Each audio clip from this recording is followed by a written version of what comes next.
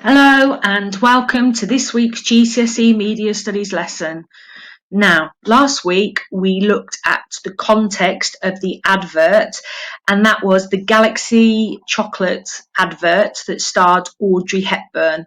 Last week we looked at who Audrey Hepburn was and why Galaxy chose Audrey Hepburn. We also looked at CGI, computer generated imagery, and why that was so vital in this advertisement.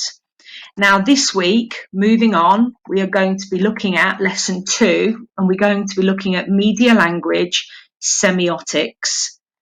What I would like you to do now is watch the Galaxy advert just one more time to recap and reiterate to you what it was about and the images that were in it.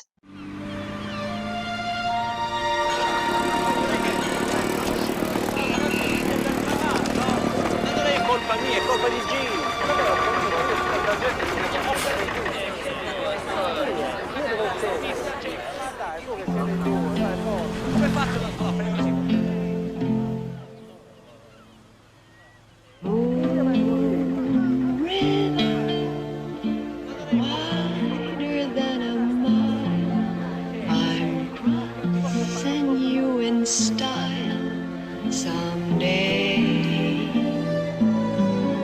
Oh, dream maker, you heartbreaker, wherever you're going, I'm going your way. Drifter. So, we're looking at semiotic meaning of the advert.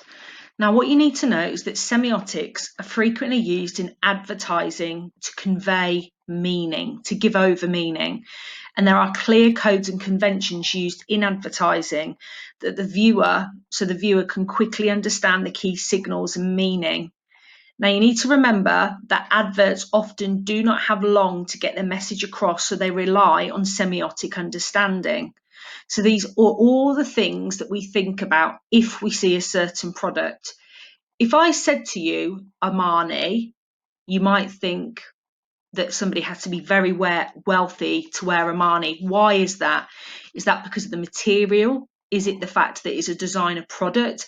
Is it the fact that it's such good quality? Or is it about the people that it's linked to wear that? So that's where we look at the semiotics. If we have a look at the left-hand side, and these are possible semiotic codes that have been used in the Galaxy chocolate advert. Now, don't forget that this is part of your close study product and it will be brought up in your exam or future assessments. Now, the visuals that we can see. So we partially see the chocolate. We see it in its paper wrapped up, the way that Audrey Hepburn puts her nail along it and picks off the pieces of chocolate.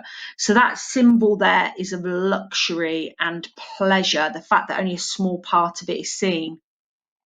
Furthermore, we see the driver is in a luxury car. And this links the luxury of the product to the luxury of the car. Now, the driver looks like a chauffeur. Now, anybody that is driven around by a chauffeur is obviously wealthy or they're powerful. So that implies that the people in the advert are wealthy, they're affluent, and that people think highly of them.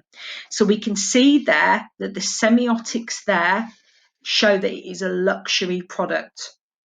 Now let's have a look at the language. Now, cotton is a material that many clothes are made of, but it states here, why have cotton when you can have silk? Now, silk is perceived as a superior product. So if we link that to the Galaxy bar, the connotation is that the Galaxy is a luxury product. So we've got visually the power and the wealth of the chauffeur, the luxury car. You've got Audrey Hepburn, her as an actress, and then you've got this combination of the language where it is implying that the Galaxy is like silk, so it's a very superior product. Then, if we move on to gender, so we've got the implied romance between the car driver and Audrey Hepburn. This may have more links to females who may be more of a target audience. So in today's society, we know that if we looked over and we spotted a man and he offered us a lift, we'd be like, no, no, why would they want to do that? They're weird. That's not acceptable. However, the fact that he's a very good looking man, you know, we're in the sunshine, it's hot, everything seems calm. And there's like this romance that seems to be going on between the man and Audrey. Did she actually know him? But there are clear signs that Audrey is in control and in power because she chooses not to sit next to him. She chooses to sit in the back so that she can enjoy the ride and she can enjoy the chocolate. So she is perceived as being extremely empowered as a female. And finally, culturally, we've got the fact that Audrey Hepburn is a symbol of classic feminine beauty. We think back to her in the 1950s and we get a bit nostalgic because we think of the good times that were there. So there is some intertextuality that is needed about what Audrey Hepburn was like in her films in the 1950s and what she represents now. So the audience, this assumes that the target audience understands and knows about her, so therefore their targeting may be an older audience. What I'd like you to do now is pause this section and I want you to make some notes and answer the questions. So, what does semiotic stand for? If you didn't get the information from this text here on the screen, please feel free to enter it into a search engine or look it up in a dictionary. And I also want you to use the information here and describe and explain the semiotic codes used in the advert. You can bullet point the information or you can write it up in paragraphs. It's entirely up to you. Okay, moving on to the second task. So we're now looking at the narrative structure of this part of media language. Now, narrative just refers to a storyline or a plot, and the structure refers to what order the storyline has gone in.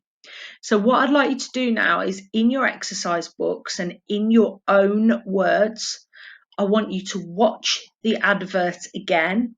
And I want you to try to storyboard the advert and explain the key scenes that are in it. And if possible, pull out the semiotic codes used in the advert. Go back to that first clip that we've just looked at, and that will help you. Okay, and you can use this template. So if you want to put it into your exercise books, now where it shows you the image, you don't have to draw anything. You can actually just write down there the part that you are referring to of the scene.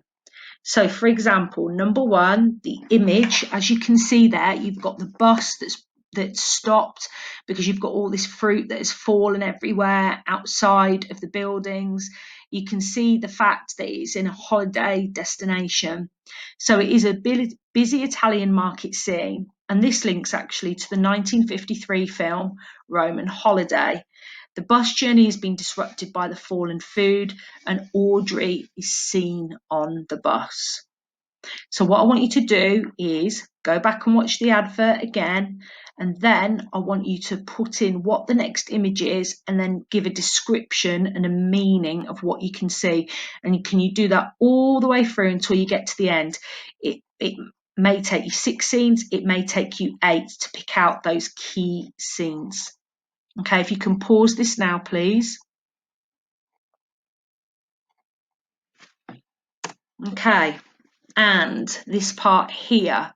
So many media products have a narrative structure that makes sense to the audience. What is the narrative structure of this advert? So this will be the final piece that we are doing today on lesson 2, the narrative structure. So as you can see, we've gone through the first scene. The second scene is where the driver, the chauffeur, comes along and signals to Audrey that she can come in to the car. The third part, Audrey cheekily borrows the bus driver's hat and puts it on the hero's head. So the semiotic links to control here. So she's got the power and she's got the control, being an attractive feminine female in this scene. We move on where she sits in the back of the car. So look at her power then. She's obviously put the hat on the driver's head and she sat there daintily. What does that emphasize and show about her? Then we move on to the luxury. So the code and connotations here of the fact that she puts a hand along the chocolate. We can see it's shiny. We can see that it's smooth. You see the text of smooth as well, but she relaxes and she eats the galaxy. And then finally, you can see the beauty of the Amalfi Coast in Italy with the advertising slogan, "Why have cotton when you can have silk?" So, ladies and gents, to finish off this part of the lesson today, I want you to write about what is the narrative structure of this advert. If you had to write about how it is structured, what would you say?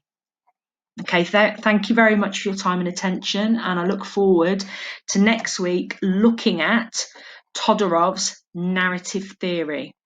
Okay, bye-bye for now.